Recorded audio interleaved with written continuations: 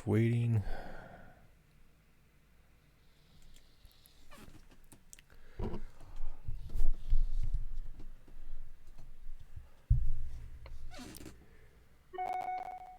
Hello, everybody, and welcome to Matt and John Make a Podcast live stream, giving our reactions to AEW and NXT. But first, before we get into that, I don't know if you could have missed it on social media or anywhere, but it was Black Wednesday today. We had several releases for the WWE. I have a list of several as well. That's being it lightly. Several wrestlers, producers, coaches, announcers, referees, or referee and creative members. Going down the list, we have wrestlers. This is all NXT in the main roster, if you will. We have MJ Jenkins, Deonna Purrazzo, Alexander Jasek, Rusev, No Way Jose, Mike and Maria Kanellis, Primo and Epico, Rowan, Sarah Logan, Carl Anderson, Luke Gallows, EC3, Drake Maverick, Kurt Hawkins, Heath Slater, Eric Young, and Leo Rush. Producers who've either been released or furloughed, meaning they've maybe can be temporarily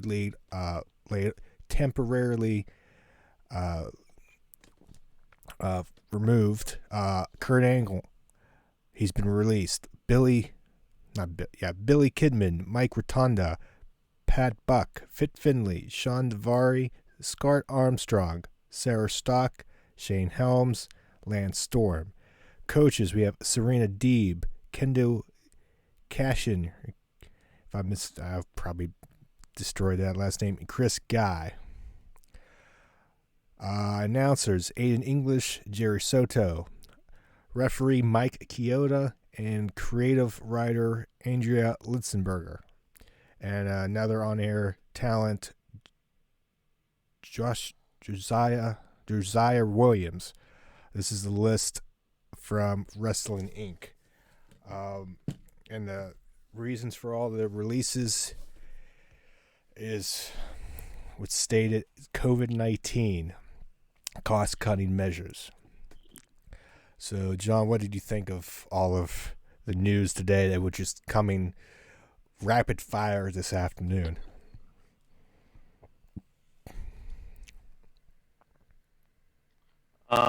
Needless to say, I was constantly refreshing Twitter today just because it was just like pretty much after 12 o'clock today. It was just like it was constant. They would come in like waves. Like the first things you saw were guys like Carl Anderson, EC3, Leo Rush, just to name a few. But then you just started hearing more in their jobs today.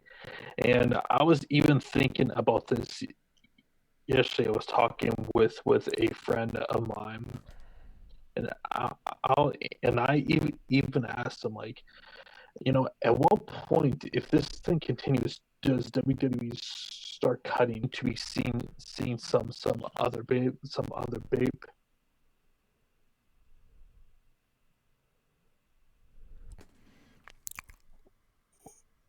Well, I apologize. It seems like we're having internet problems here. I apologize. We're going to try to get this back up.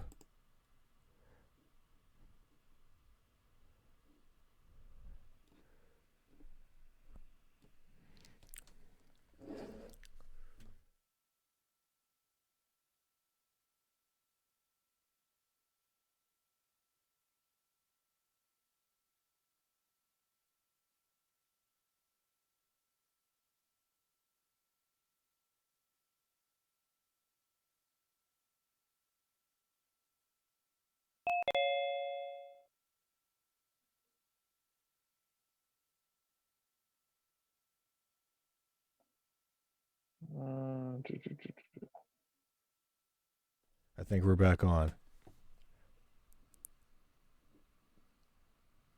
Can you hear me? Okay, what the hell happened there? I don't know. Can you hear me Yep, though? I can hear you. I don't know. I think my internet's out of whack. So anywho, I think we're Yep. back on my end. I don't know. Something's out of my control. So we're back, ladies and gentlemen. I'm sorry, Okay. Well, but go ahead, John. but as Sean Ross Sapp was saying that basically tonight into tomorrow is when NXT could be like seeing more and more cuts going on here. So I'm very interested to see if any higher profile wrestlers get cut more more more higher up on the card, because just by looking at this list here, the only really big time impact names you could say would be guys like Carl Anderson and Carl Anderson, Luke Gallows, Rusev. Um, guess you could throw in maybe a like Leo Rush there, but I fully expect that we're going to be seeing more and more cuts here.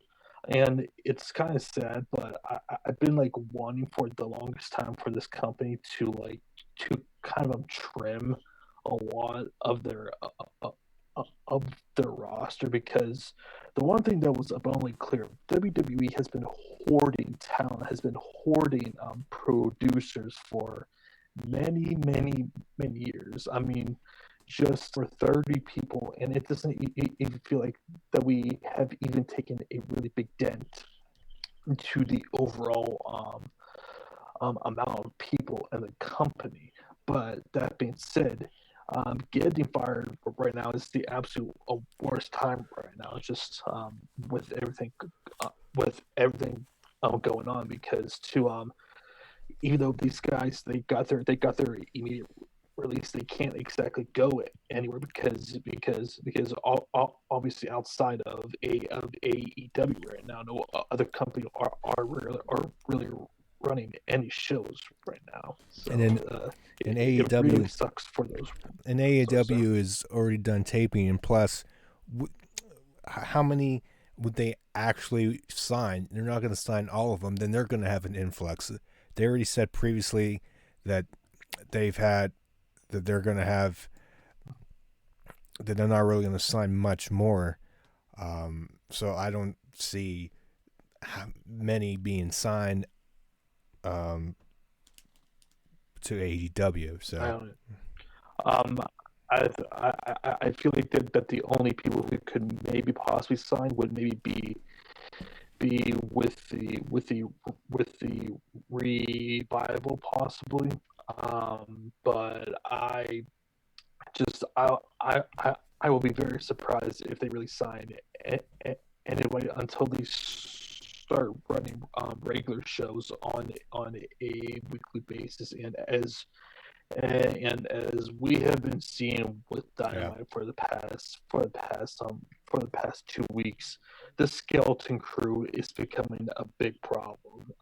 And we're going to really touch onto that this week, because honestly, outside of the first 30 minutes of the show, this show,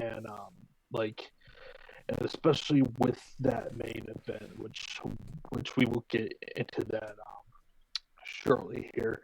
Um, but hey man, how was NXT from what you saw there? I think it was a decent show. I think overall, I think it was better than AEW because, like you said, I believe that second hour of AEW was not the best. Tank. It did tank. I think. I mean, overall, I think NXT was the better show. And you mind if we just go into NXT real quick? Yep. Okay. Just do that. And then because I know you have a lot to say, probably of AEW. Mm-hmm. So opening match, we had Finn Balor versus Fabian Aichner. This was a pretty good match, hard hitting. You saw Finn Balor after the match, and he just bruises all across his body. Excuse me. So this a good match between the two. Finn Balor gets the win here, followed by a well produced Charlotte video, kind of a promo package of her talking, winning the NXT Championship, and she's saying she's gonna beat all three eras in the company, past, present, and future. And they were just showing clips of past, her being Natalia, her being Trish Stratus, the present, showing her tap out all the rest of the four horsewomen, the other three, all the women she's beat so far, and in the future, mentions Io Shirai. Then she puts over Mia Yim, saying that she's looking forward to fighting her because that was her first opponent, and she feels like she's going to give her the first golden ticket, if you will. So this was a well done package, regardless of what you think of Charlotte winning. Really put her over. Then we get Aaliyah versus Zay Lee.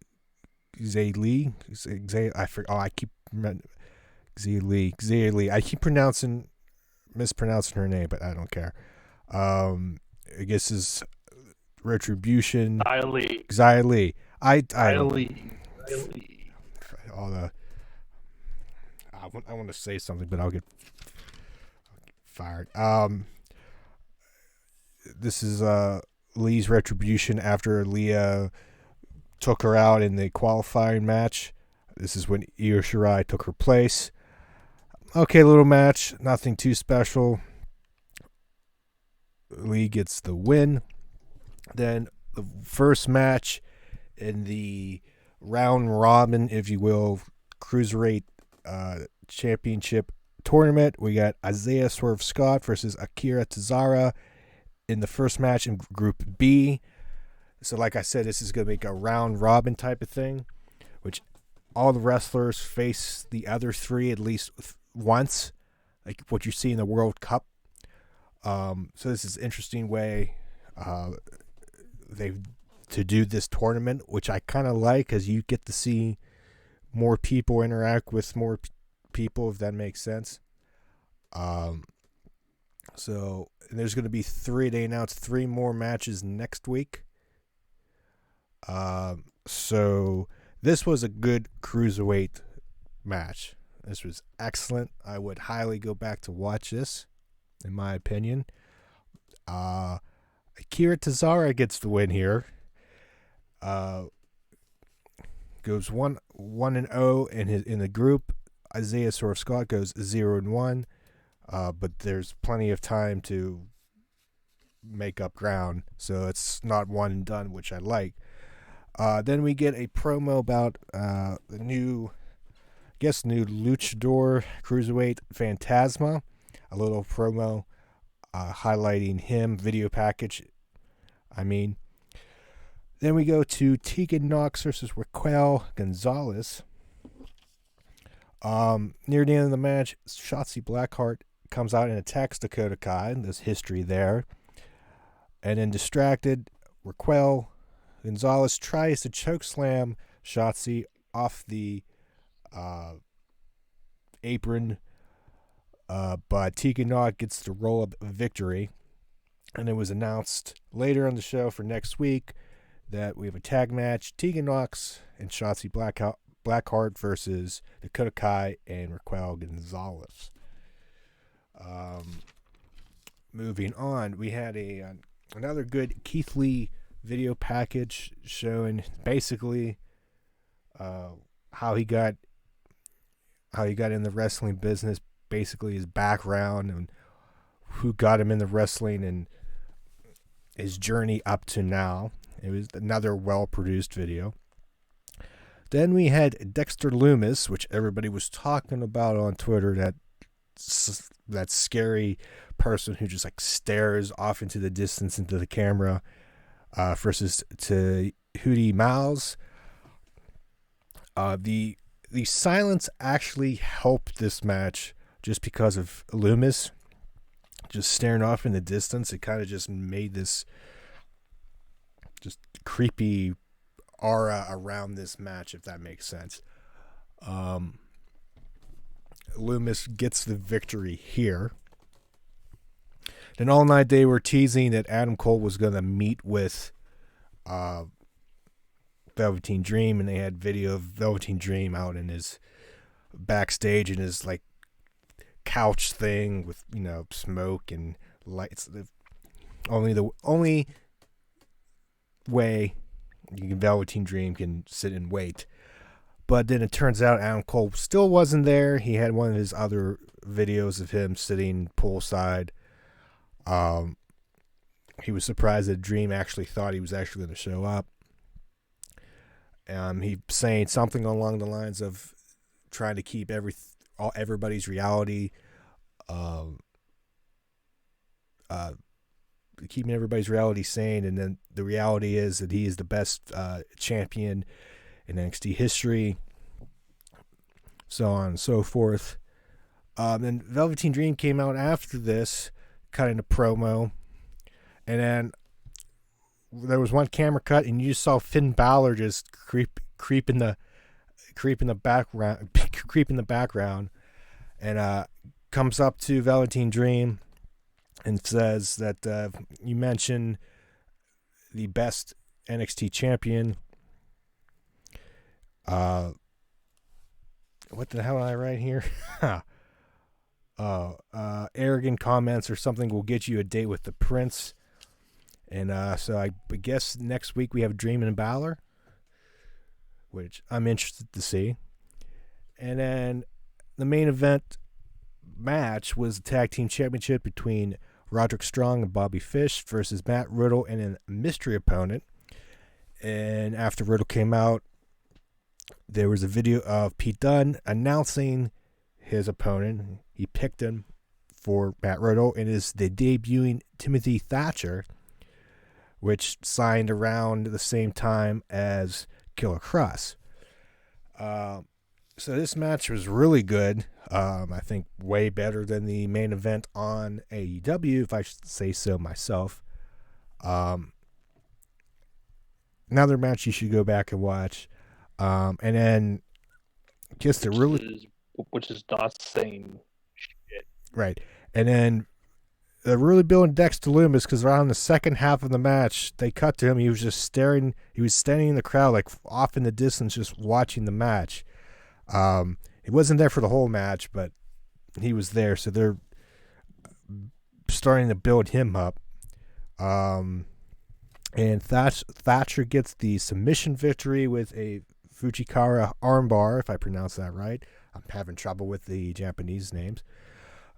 And right at the end, right at the top of the 10 o'clock hour, we had a Ciampa video saying that he's done with Johnny Gargano, done with Candice, pretty much being true to his word. And then from behind, he gets attacked by some mystery person that we don't know. And the camera falls down, and it shows Ciampa fall down next to the camera, and then the official debut of Killer Kross, if you will, falls down, gets down to Ciampa and goes tick-tock, and it cuts off. So that is the recap of NXT. Maybe poorly done, but that's what it is. John, any thoughts on that? Anything, questions?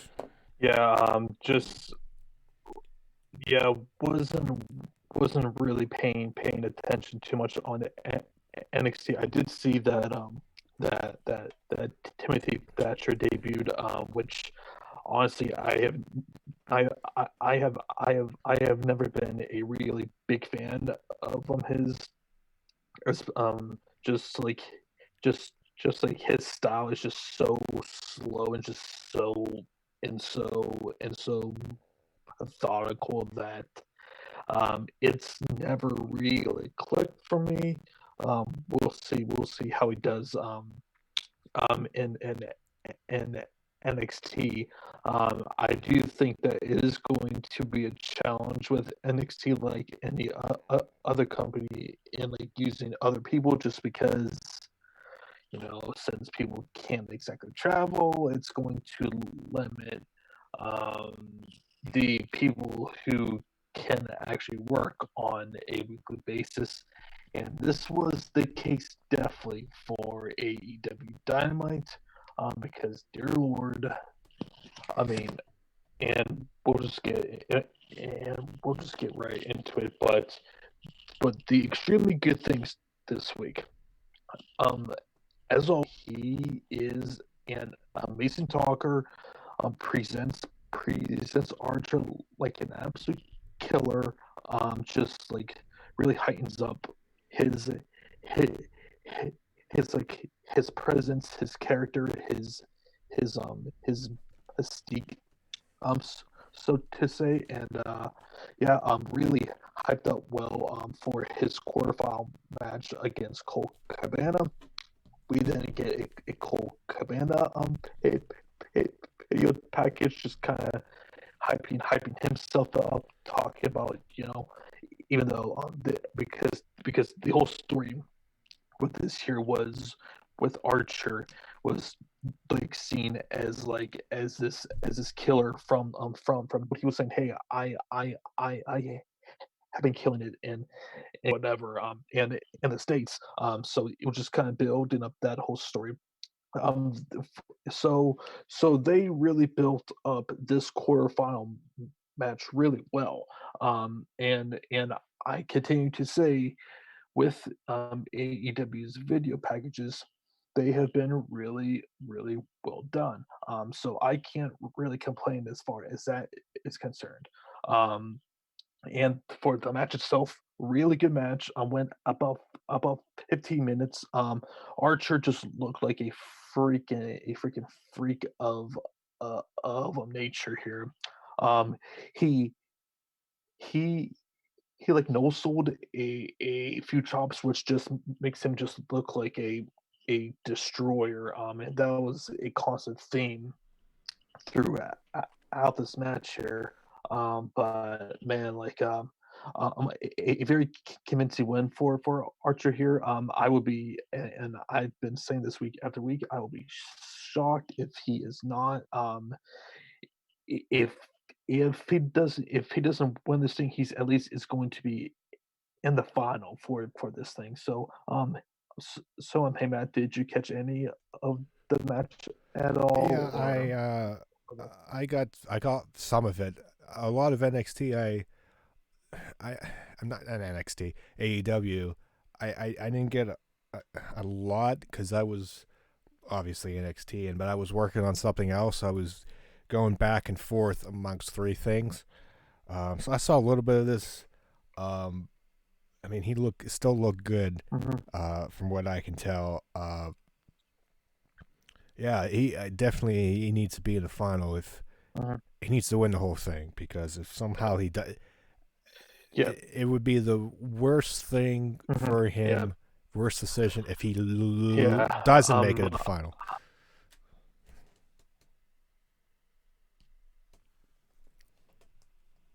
Well, he's definitely is going to be in the final just based on the competition on his side of the bracket. Oh yeah, absolutely. Um, and so I believe, yeah, and so the other two quarterfinal matches are Sammy Guevara versus Darby Allin and Kip Sabian versus Dustin Rhodes.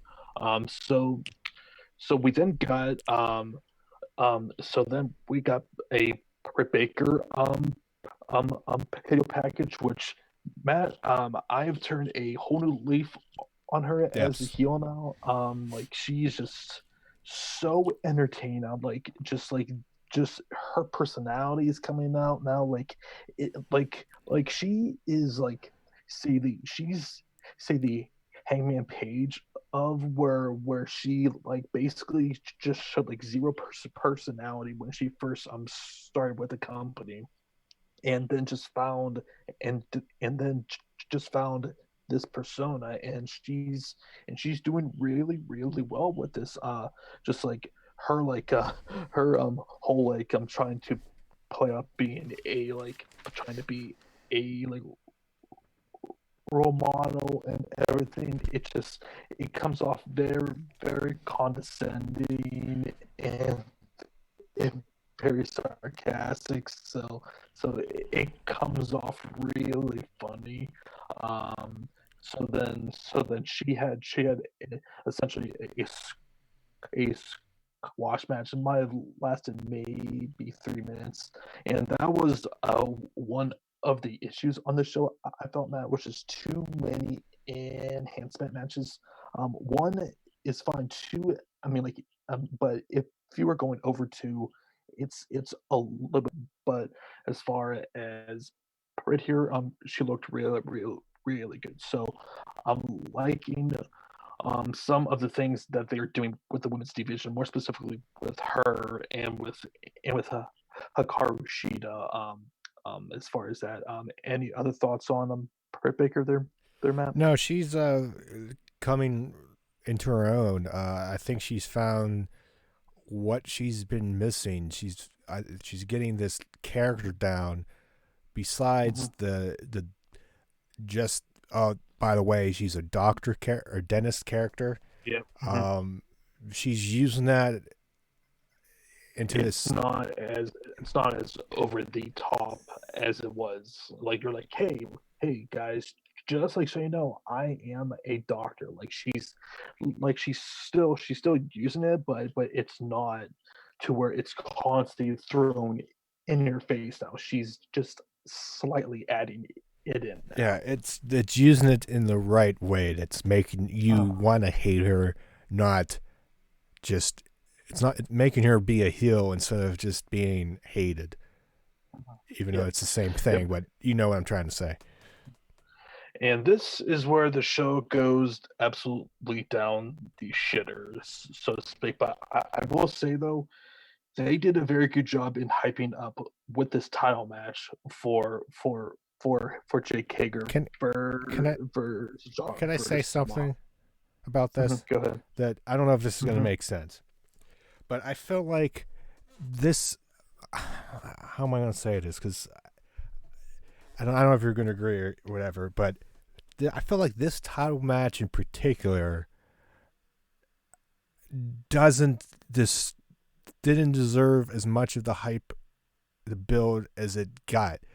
If that makes Yep. sense, not because of They what. they yeah, they really overhyped it, and just based on the performance Not, yeah, alone, there, like, yeah, not even about the, not even taking into consideration the performance. I'm taking into consideration, like, to me, I just felt like this match was like a, I don't want to say just a TV championship match, but I just feel like this, as of now, just the build, like essentially. the history with it. Yeah, it was with Jericho and all of this, but I just felt like, I don't know. It's hard to explain. Like, it just came out of nowhere almost in a way, but not really. Like, there's, Uh-huh. like, it's hard to, you know what I'm trying to say. It's hard to explain. But you hyping it up, and they got Goldberg announcer. What's his first name? Oh my God. What? The announcer from Bellator. Oh, Mike Goldberg. He's Like, the best MMA play-by-play guy. To like, yeah, I was shocked. I was like, holy shit, they got yeah. they They got they got freaking Goldie here, man. they got Like, him, like and a they got uh yeah, Big John McCarthy. They got him. Josh Thompson. They got him. I was like, yeah. Jesus Christ! Like, they they pulled out all the stops that they possibly could. They got And in the end, all it they. didn't matter. But before we get to that, we need to get into some of these shitty matches here. Okay, First of which fair. I'm going to talk about Chuck Taylor versus Kip Sabian. Good lord, good lord. The only good thing about this match, Matt, was Penelope Ford and seeing her on the outside in leather pants. But outside of that, I could not get a single shit about this match.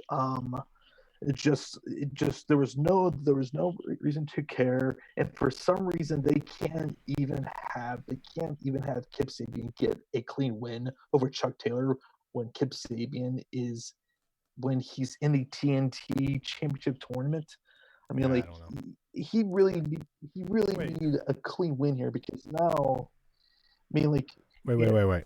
we already perceived him as yeah. Wait, who's in? Wait. Who's in the tournament? Who's Um, which one of these was in the Kip tournament? Sabian, And he did, he's facing Dustin Rhodes. yeah, and did wait, and he Kip didn't win. Sabian, Kip Sabian, Yeah. or no, like he won, but it was by like it was by heel tactics, Oh, and my point was if you can barely scrape by a tag team wrestler, how is anyone supposed to believe that you have a chance in hell against Dustin Rhodes? like a So wrestler from the freaking I Best didn't, Friends. yeah, it just like that just didn't make any sense to me. Regardless, I didn't care. Sabian won after for some reason Jimmy Havoc attacked attacked Chuck, I I and looked at that. I then was like, what? yeah, and then Penelope Ford got to Chuck Taylor, which then eventually led to Kip Sabian getting the pin over Chuck Taylor. I just felt like that this was overbooked unnecessarily. I mean, I could understand, okay, if you were trying to if you were trying to get a win over a more credible singles guy, but this just didn't make any sense to me. And then, of course, we need to have Sean Spears on every single week, which just baffles me. I continue to say Sean Spears sucks. He has not gotten over. I don't care about him, and that ain't gonna change. The guy is just boring as all hell. He wants a squash match. And then the other squash match. Oh, before I forget though, I will say this. What did you think about the Brady Bunch like a skit with the I inner circle I there? didn't I didn't That was entertaining to me. I didn't get to see much or hear much of it. Let me just say, all I know is that Sammy Guevara just knows only the count to five in Spanish and no more. Uh, Yeah, yeah, cinco. and like But I missed the end of it, so I didn't for see all some that. reason, and for some reason, his promos tonight were super cringe tonight. It was just awkward and like he was like trying to act condescending. It just came off lame and dumb. So I that was like one of the first times like it kind of reminded me a bit of just how much that Chris Jericho has been covering him and just like only having him not say exactly too much because I think it was pretty clear. But when you have him say too much, he gets really annoying really quick. But then again, he is playing up his over the top heel Spanish god persona. So whatever. But a pretty entertaining little video package with the inner circle there. Yep. Really trying to hype up on Jake Hager and Sammy and the TNT Championship tournament. But uh, but then we had Sammy in a match here. This probably went about 5 or 7 minutes here. Sammy wins.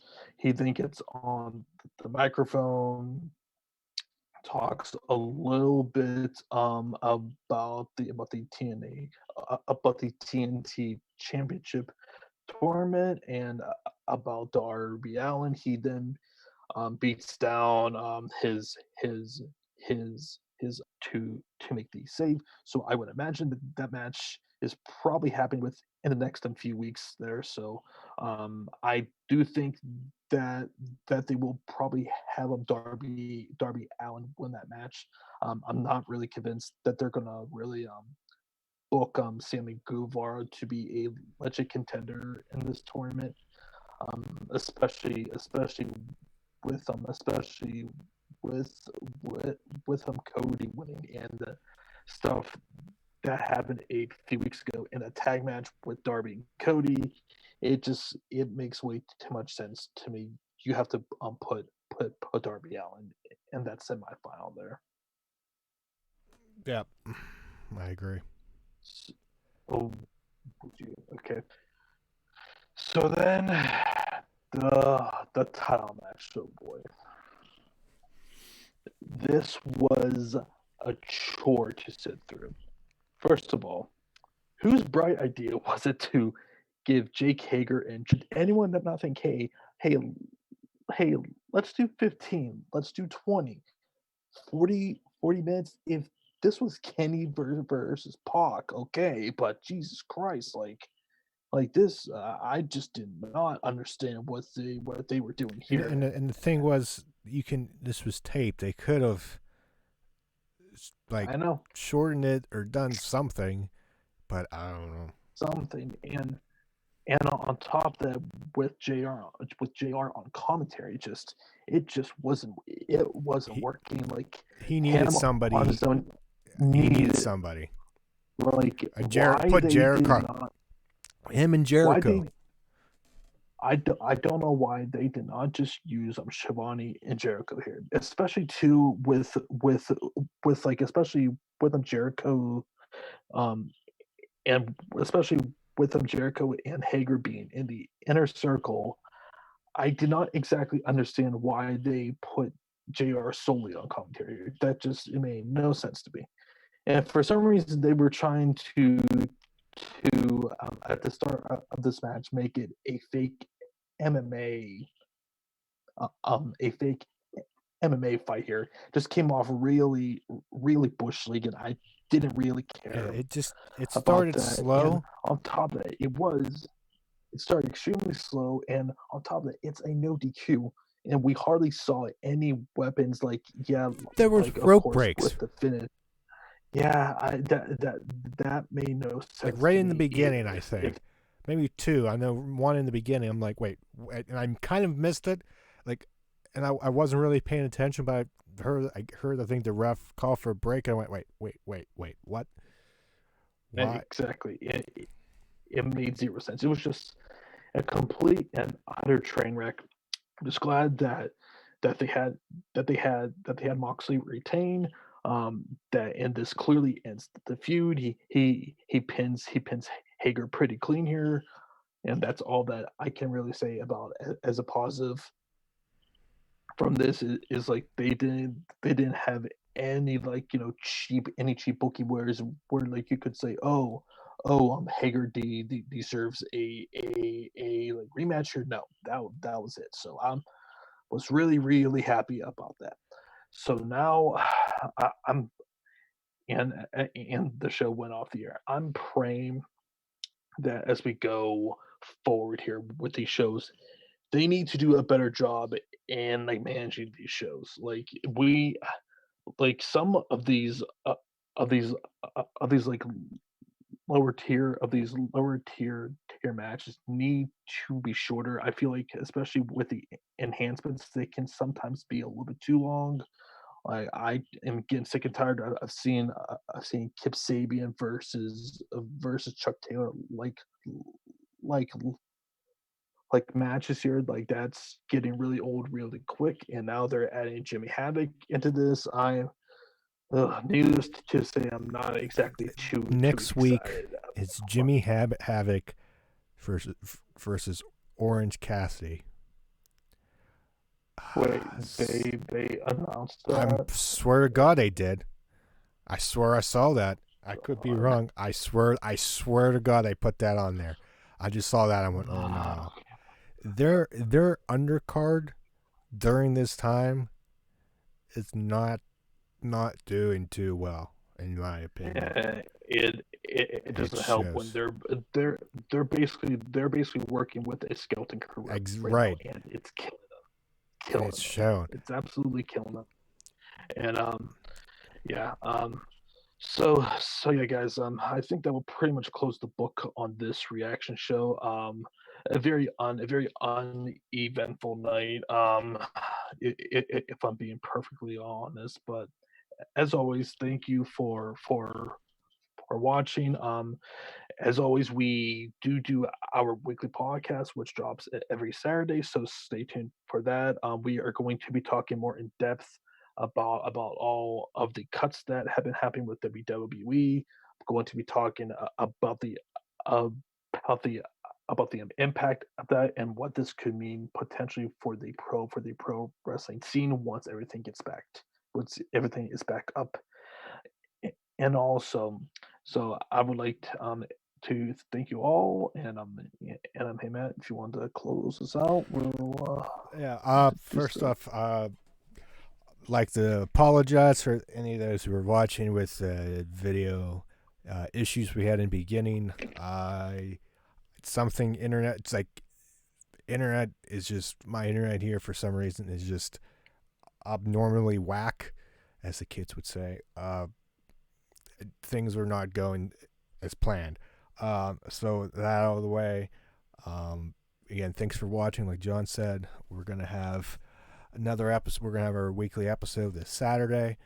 And on Friday, you can catch me and John on the NB show, or Mm-hmm. technically the MB show for Mm-hmm. me. John's going to be a guest. It's going to be here on the channel. So about probably 7:30, a half hour or so right before SmackDown. Uh, Kind of like a lead in the SmackDown. So if you want to catch us there, that'd be great.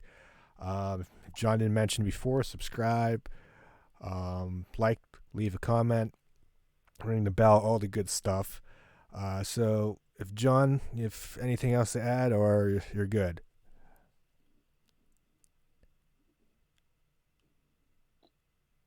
No, Oh, we should be good for now, man. so okay, oh, sounds good. So with that, thanks for watching, and we'll see Yep. you this Saturday for the latest Matt and John Make a Podcast.